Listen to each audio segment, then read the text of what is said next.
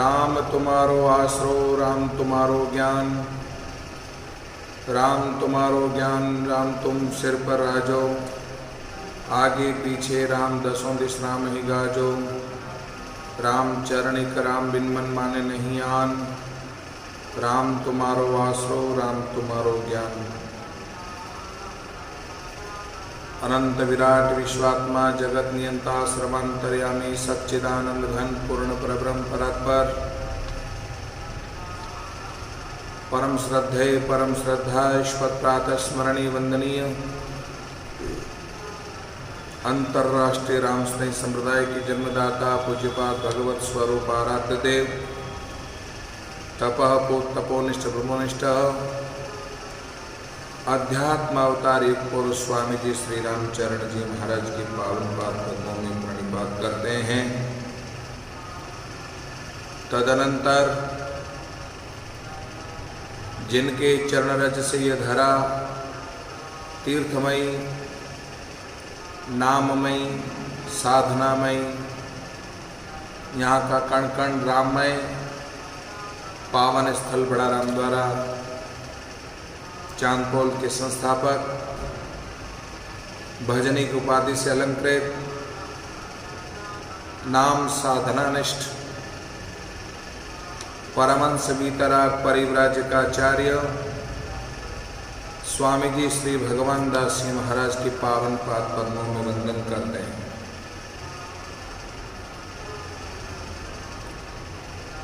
साधना स्वाध्याय चातुर्मास 2020,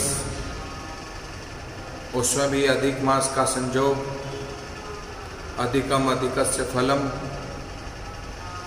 सेवा सुमिरन साधना सत्संग स्वाध्याय दान पुण्य व्रत उपवास जितने भी धार्मिक कृत्य हैं वे सब अधिक फल प्रदान करने वाले हैं और अक्षय पुण्य प्रदान करने वाले हैं। सत्संग की कड़ी में श्री महाराज के वांग्मय स्वरूप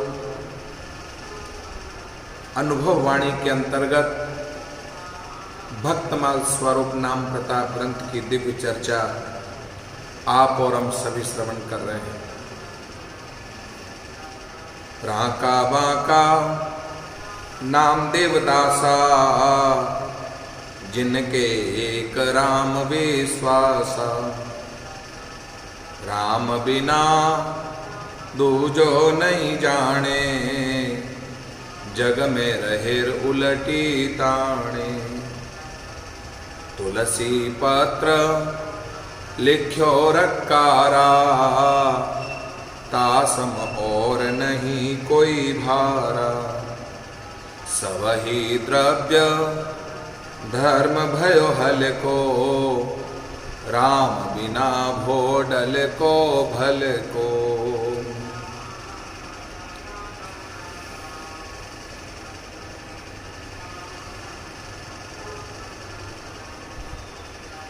नामदेव जी महाराज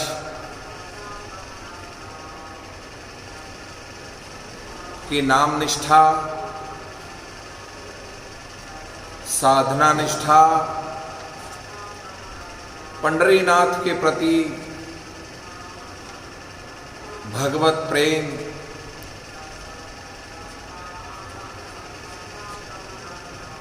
सेठ साहूकार के यहाँ जिसने अपने आप को तोलकर अपने बराबर सोना तोल करके ब्राह्मणों को दान करके अभिमान किया, जिस अभिमान का चूर चूर करने वाले नामदेव जी ने तुलसी पत्र पर र लिख करके तराजू के एक पलड़े में रखकर दूसरे पलड़े में सब कुछ जितना भी धन द्रव्य सोना चांदी आभूषण तुलसी के पत्ते के बराबर ही नहीं हो सका। जितना भी जीवन में दान पुण्य किया, जीवन के सारे पुण्य भी समर्पित करने पर भी तुलसी के पत्ते का पलड़ा भारी का भारी हीरा। यह आश्चर्य देख करके वो सेठ साहूकार नामदेव जी के चरणों में नतमस्तक हो गया। आगे की कथा बताते हुए कहते हैं, इस प्रसंग से यह सिद्ध होता है भगवान नाम के बराबर कोई भी बराबरी नहीं कर सकता। महामंत्र जोई जपत महेशु काशी मुक्ति हेतु उपदेशु। मंत्रों में महामंत्र राम का नाम है। ऐसे राम नाम को किसके बराबर तुला जा सकता है? राम नाम सम तत्व और कहूं दिसे नाही, श्रुति स्मृति में खोज या संतन ही माए। संतों ऋषियों मनीषियों यतियों ने शास्त्रों का चिंतन करके मंथन करके ये खोज की कि राम नाम महामंत्र के बराबर कोई भी साधन नहीं है। इसलिए कल आपने सुना, मेरु सम हेम दान रतन अनेक दान गज दान भूमि दान अन्न दान करही। मोतियन के तुला दान मकर प्रयाग नहान ग्रहण ग्रहण में काशी दान चित्त मांझ धरई। सैया दान कन्या दान कोटि कोटि गौ दान इति कर पाप कहूं नेक नहीं हरही। राम को हरि को नाम कृष्ण को हरि को नाम एक बार लेत ध्रुव पापी तीन लोक हूं कि छिन्न मांझ तरह। भगवान के नाम के बराबर कोई भी नहीं है, सब तुच्छ है। इसलिए कबीर रैदास पन्ना दादू दरियाव स्वामी रामचरण महाप्रभु आदि जितने महापुरुषों ने केवल और केवल राम नाम का आश्रय लिया है। महिमा नाम प्रताप की सुनो श्रवण चितलाय। राम चरण रसना रटो तो कर्म सकल झड़ जाय।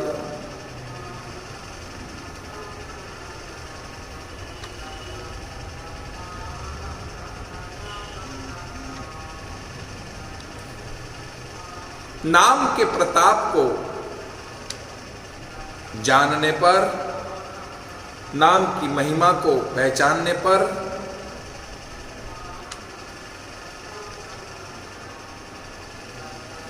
सारे कर्म बंधनों से मुक्त होकर के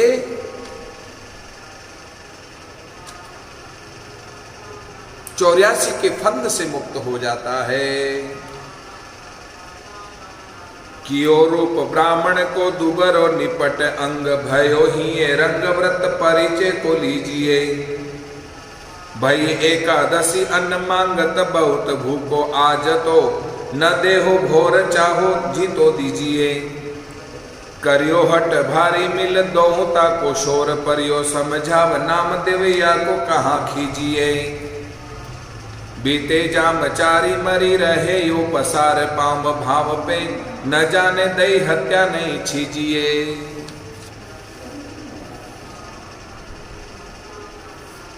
भगवान परीक्षा करने के लिए वृद्ध ब्राह्मण रूप धारण करके गांव के लोगों से पूछते फिरते कि अरे भाई, यहां कोई नामा भक्त है? नामा की ख्याति को सुनकर के आए हैं।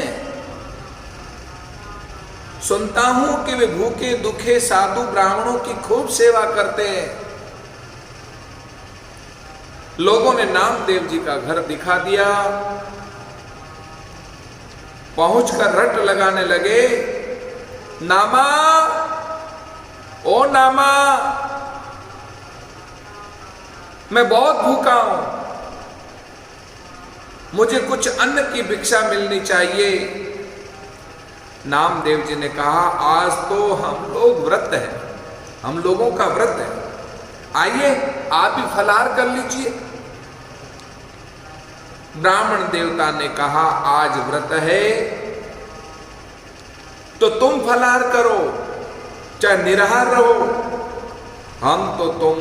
हमें तुम अन्न की भिक्षा दे दो। नामदेव जी ने हाथ जोड़कर कहा, महाराज दूध पी लीजिए।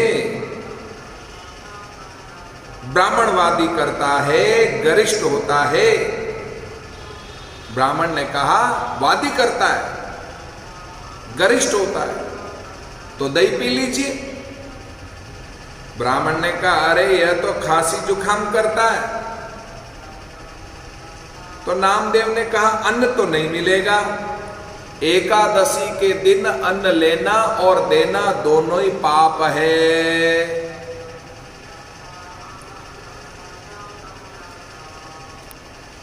ये सुनकर ब्राह्मण देवता बिगड़े। मैं तुम्हारे यहां उपदेश सुनने थोड़ी आया हूं, मुझे तो जैसे हो तैसे मुझे 2 मुट्ठी अन्न दे दो। नामदेव बोले, आज मैं अन्न नहीं दे सकता। ब्राह्मण ने कहा, तो मैं भी आज तुम्हारे यहां से अन्न की भिक्षा लेकर के ही जाऊंगा। नामदेव ने कहा, मैं नहीं दूंगा। दोनों अड़ गए। लोग ब्राह्मण देवता को समझाने लगे, जब ये नहीं दे रहे तो चलिए हमारे यहां से मन चाहे जितना अन्न ले लो। नामदेव के यहां कोई ठेका है क्या, जो इनके यहीं आप अन्न ले रहे हो? हमारे यहां आकर के अन्न ले लो, इनका व्रत है, अन्न नहीं लेना और नहीं देना। नहीं नहीं, छोड़िए, देख ली इनकी साधु ब्राह्मण निष्ठा अतिथि अभ्यागत सेवा केवल ढोंग भर है, ढोंगी है ये नामा। ब्राह्मण बोला, भैया अगर मैं सही ब्राह्मण हूं तो लूंगा, तो इन्हीं से लूंगा, नहीं तो इनके द्वार पर प्राण दे दूंगा।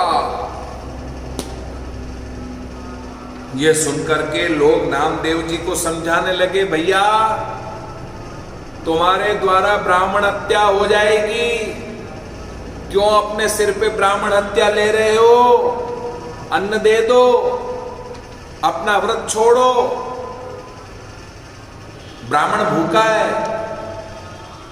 हट पड़ गया, ये दे दो 2 मुट्ठी अन्न, इसमें क्या तुम्हारा बिगड़ रहा जा रहा है? नामदेव जी ने कहा, मैं पक्का भगत हूं विठलनाथ जी का, मैं पक्का भगत हो, चाहे तो मर भले ही जाए, परंतु आज एकादशी के दिन, हरिवासर के दिन मैं इन्हें अन्न नहीं दूंगा। लोग हार कर अपने अपने घर चले गए। तो नामदेव जाने, ब्राह्मण भी हटीला, नामदेव भी हटीला, अपन बीच में ऐसे पीसे जा रहे हैं, तो सबके सब वो छोड़ छाड़ के और अपने अपने घर गए। इधर ब्राह्मण देव मृतकवत पड़ गया। रची के चिता को विप्र गोद लेके बैठ जाही, दियो मुसुकाई में परीक्षा लेनी तेरी है। देख सो सच्चाई सुखदाई, मन भाई मेरे भय अंतर धान पर पाए प्रीति हेरी है। जागरण मांझ हरि भक्तन को प्यास लगी, गए ले न जल प्रेत आने की निफेरी है। फेंटते निकासी ताल गायो पद तत्काल, बड़े ही कृपाल रूप धरियो छवि ढेरी है।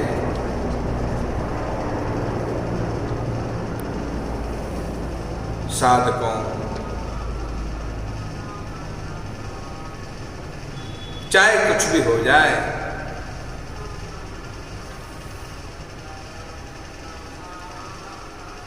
प्रातःकाल चित्ता बनाकर उस ब्राह्मण के मृतक शरीर को गोद में लेकर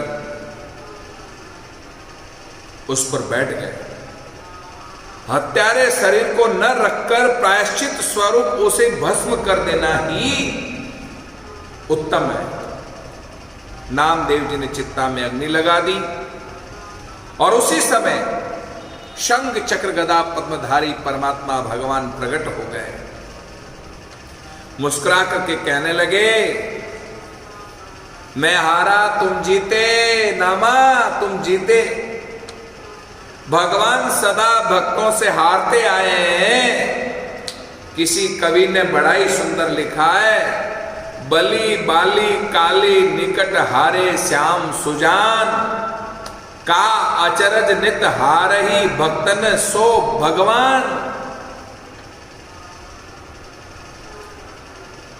श्री भरतलाल जी कहते हैं, मैं प्रभु कृपा रीत जिय जोई, हारे खेल जितावई मोई।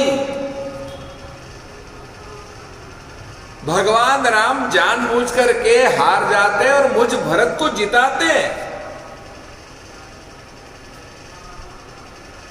साधक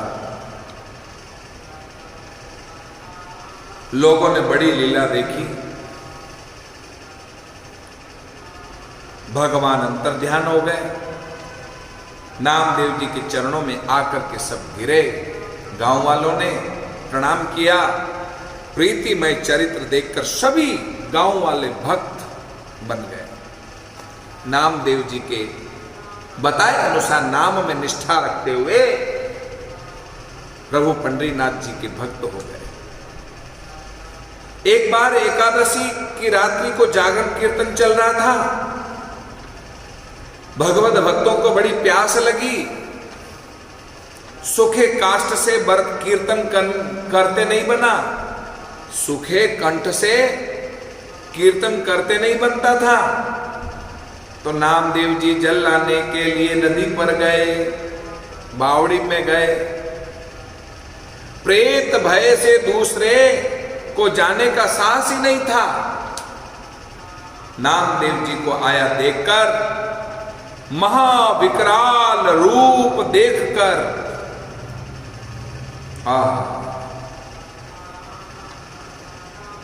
प्रेतराज अपने साथियों समेत आकर चारों ओर फेरी लगाने लगा। उसका स्वरूप और माया देखकर नामदेव जी थोड़े भी भयभीत नहीं हुए। उसे अपना इष्ट का ही स्वरूप माना। पत्ते पत्ते में, जर्रे जर्रे में है जाकी भगवान की किसी आंख वालों ने पहचान की। ईशावास्यमिदं सर्वम यत् किंचित जगत्याम जगत की अनुभूति नामदेव जी को होने लगी। राम रया भरपूर दूर काहे को फिरिए, अपना घटमु खोज रहन दिन सुमरण करिए। भयभीत नहीं हुए, क्योंकि नामदेव जी जानते हैं कि पत्ते पत्ते में, जर्रे जर्रे में जो कुछ दिखाई दे रहा है सब में केवल और केवल भगवान ही है। भगवान के सिवा कुछ है ही नहीं। प्रहलाद जी भी अपनी भक्ति में यही तो देखते हैं। पहाड़ों में भगवान को देखा, हिंसक जंगली जानवरों में भगवान का स्वरूप देखा, इसलिए वो निडर रहे। भक्ति में निडरता थी। तो यह नामदेव जी में भी निडरता थी। फेंट से झांझ निकालकर तत्काल एक पद गाया और प्रणाम किया। भगवान तो बड़े ही दयालु, प्रेत रूप न जाने, प्रेत रूप में आकर के दर्शन दिया। ये आए मेरे लंबक नाथ, ये आए मेरे लंबक लंबे नाथ। धरती पांव स्वर्ग लो माथो, योजन भर भर हाथ। शिव सन का दिग पार न पावे, तैसे सखा विराजत साथ। नाम देव प्रभु अंतर्यामी, कीनो मोई सनाथ। आओ मेरे लंबक लंबे नाथ। ओहो प्रभु, मैं कितना भाग्यशाली हूं कि आज इतने लंबे लंबक नाथ के रूप में भगवान का दर्शन कर रहा हूं। ये तो बड़ा ही मैं भाग्यशाली। बोध में भी भगवान को देखना। यो माम पश्यति सर्वत्र वासुदेव सर्वमिति ही, ऐसा गीता में कहा है। इनकी भावना पर रीझ कर भगवान भक्तवत्सल भगवान तुरंत प्रकट होकर दर्शन दिए। भूत देह का त्याग करके शंख चक्र गदा पद्म धारण करके भगवान प्रकट हो गए। भगवान ने दर्शन देकर के कृतार्थ किया। नामदेव, भूतों में भी तुम मुझको देखते हो? नामदेव जी ने कहा, प्रभु यदि आप नहीं होते तो दर्शन क्यों देते? ऐसे ही एक बार कहीं यात्रा में जा रहे थे, एक जगह एक रास्ते में कई रास्ते निकलकर कहीं और जा रहे थे। इनकी समझ में नहीं आ रहा था किस रास्ते से जाऊं। तब वहीं पड़े एक पत्थर के रोड़े से हाथ जोड़कर पूछा, प्रभु किस रास्ते से जाऊं? पत्थर को भी भगवान मान लिया, रास्ते में पड़ा। तत्काल भगवान ने प्रकट होकर के मार्ग बता दिया। नामदेव जी बड़े हंसमुख तथा परम निर्भय संत थे। इनकी निडरता और निर्भयता प्रसिद्ध थी। अभी आपने पूर्व प्रसंग श्रवण किया ही है कि इनकी निर्भयता कितनी है। भूत में भी साक्षात भगवान के दर्शन किए।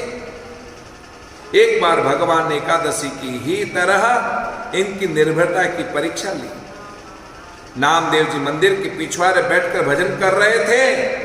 उसी समय कुछ नीच जाति के बालकों ने इनके समीप ही बड़ा शोरगुल मचाया।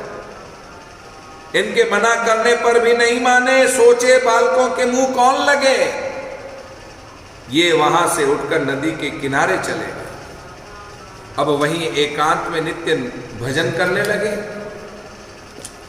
नदी किनारे गिरी शिखर बाग इकोसो देश, भगवत जन बिलमे न तहां बड़े तहां बाड़े भजन विशेष। नदी के किनारे बैठकर के भगवान के भजन में तल्लीन हो गए। इन्होंने देखा एक दिन एक व्याध परिवार कुत्ता, भैंस, बकरी आदि को संग लेकर आया है और वहीं डेरा डाल दिया। अब वह नित्य प्रति वहीं जाल बिछाता और पक्षियों को पकड़ता और कुत्तों द्वारा शिकार करवाता है। यह सब देखकर पुनः बड़े असमंजस में पड़ गए। व्याध के आचरण को देखकर उन्हें बड़ी घृणा हुई। अरे राम राम राम राम, कैसा घोर पाप कर रहा है, कितना अनिष्ट कर रहा है।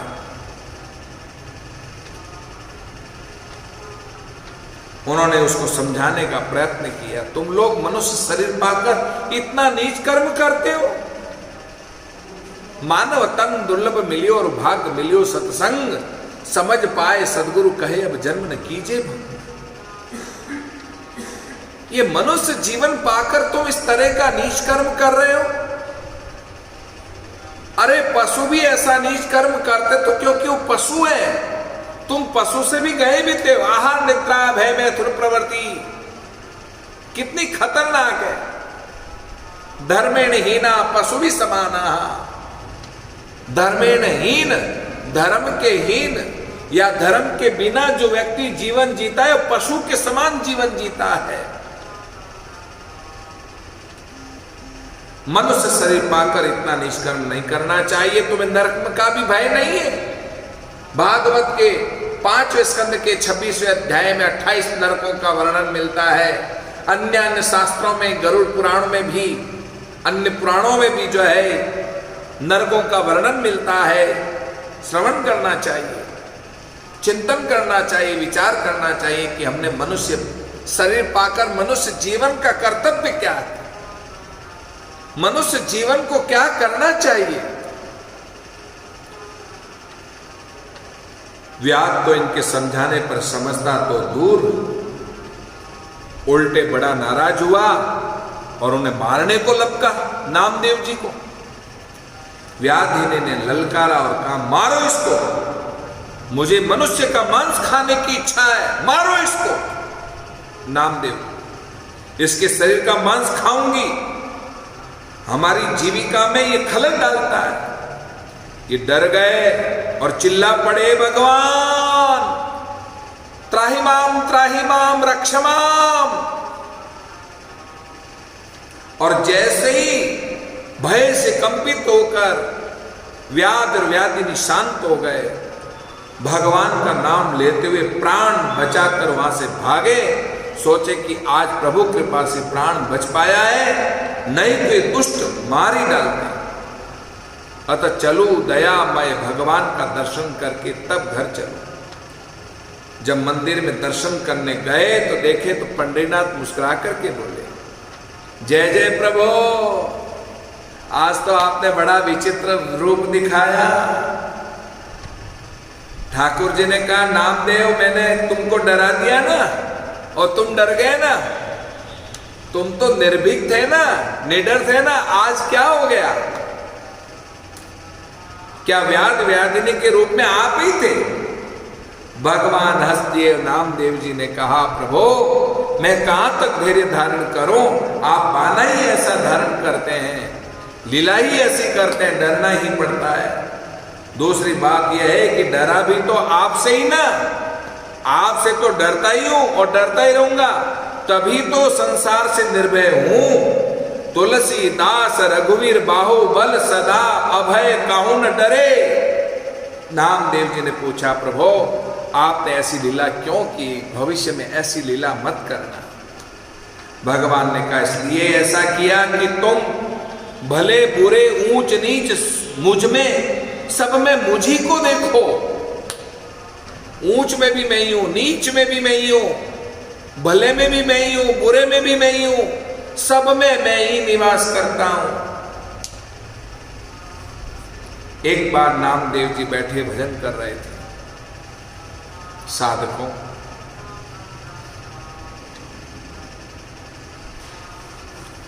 ज्ञानदेव जी और वैष्णव दीक्षा ली थी, परंतु नामदेव जी बचपन से सिद्ध थे, तो ज्ञानदेव जी ने उनको उपदेश देने से सकुचा दिया।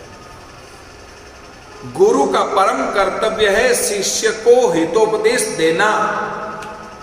तब ज्ञानदेव जी ने एक युक्ति निकाली। एक बार संत मंडली के साथ ज्ञानदेव जी दर्शन और कथा कीर्तन सत्संग के निमित्त गोरा कुमार के यहां गए।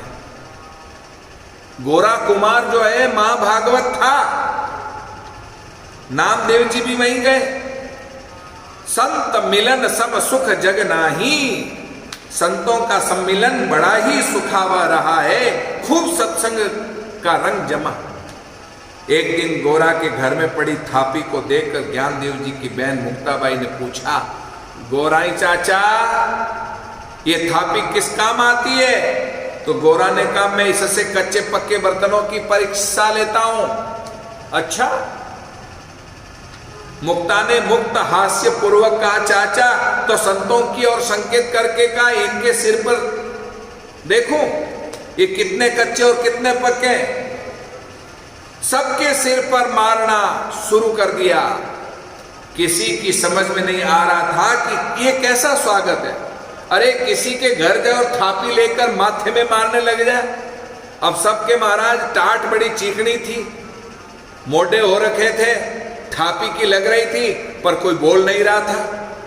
ज्ञानदेव जी बोले नहीं, दूसरे संत बोले नहीं, पर नामदेव जी के जैसे आया नंबर तो वे बड़े दुखी हो गए। कच्चा ही सुनकर नामदेव जी के मन बड़े दुखी हुए। सब संतों के बीच में गोरा द्वारा किए गए अपमान से उन्होंने शिकायत पंडरीनाथ जी से की। भगवान ने कहा, नामा गोराई ने सत्य ही कहा है, तुम किसी सिद्ध गुरु से परिपक्व ज्ञान प्राप्त करके सच्चे संत बन जाओ। देखो वन में शिवालय के विशोभा नाम के परम संत पड़े हुए हैं, तुम उनके पास में जाओ। प्रभु की आज्ञा सिरोधार्य कर नामदेव जी शिवालय में आए तो देखे कि विशोभा शिवलिंग के ऊपर पांव रख करके पड़ा है। अरे नामदेव जी विचार करने लगे, ये कोई नास्तिक मालूम पड़ता है, ये भक्त तो किसी प्रकार है ही नहीं। नामदेव जी से रहा नहीं गया, बोले तुम शिव जी के ऊपर पांव धरकर कितना बड़ा अनर्थ कर रहे हो और इस तरह से तुम सो रहे हो, तुम कौन हो? विशोभा ने मुस्कुरा करके कहा, भैया मुझे पाप से बचा लो। ऐसा करो कि तुम मेरा पांव उठा करके जहां शिवलिंग नहीं है वहां रख दो। मैं बूढ़ा जर्जर हो गया हूं, तुम ही मेरे पैर उठा करके उस जगह रख दो जहां शिव जी की पिंडी नहीं है।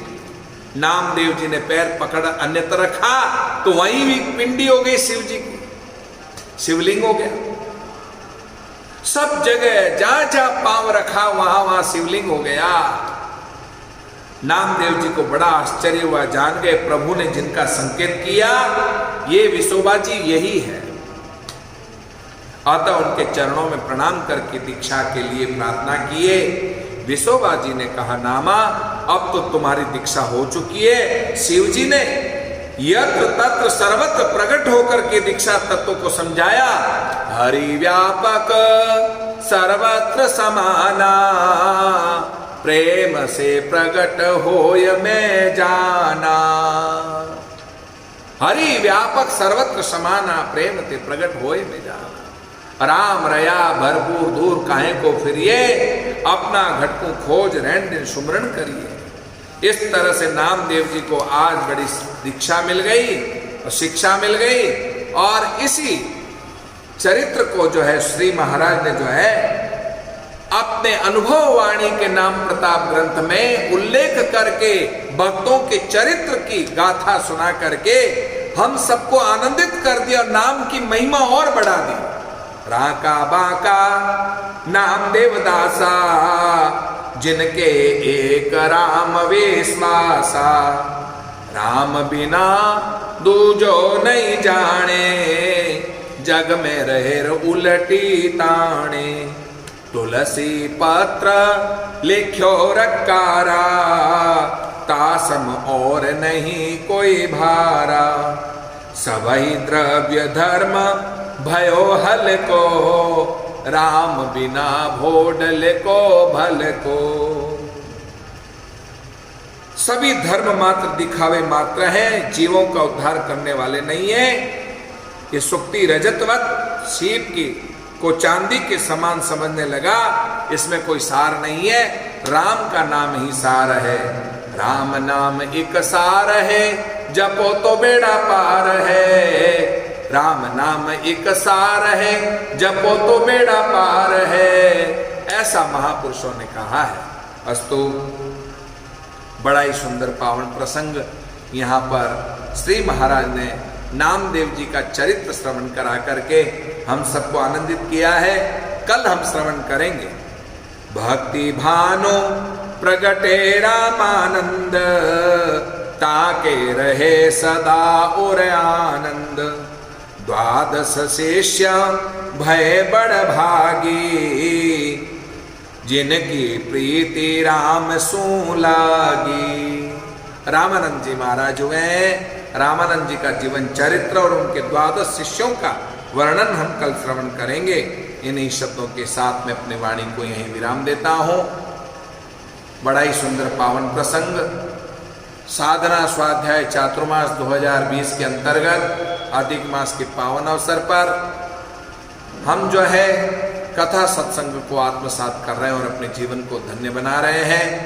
नाम में हमारी निष्ठा बढ़ रही है और नाम में हमारी निष्ठा और बढ़ाते जाएं ऐसे चरित्रों को सुनने के बाद। इसलिए हम निरंतर श्रवण करते रहे चरित्रों को। बहुत सुंदर। आज सवेरे का प्रसादी का अंजल जो है हमारे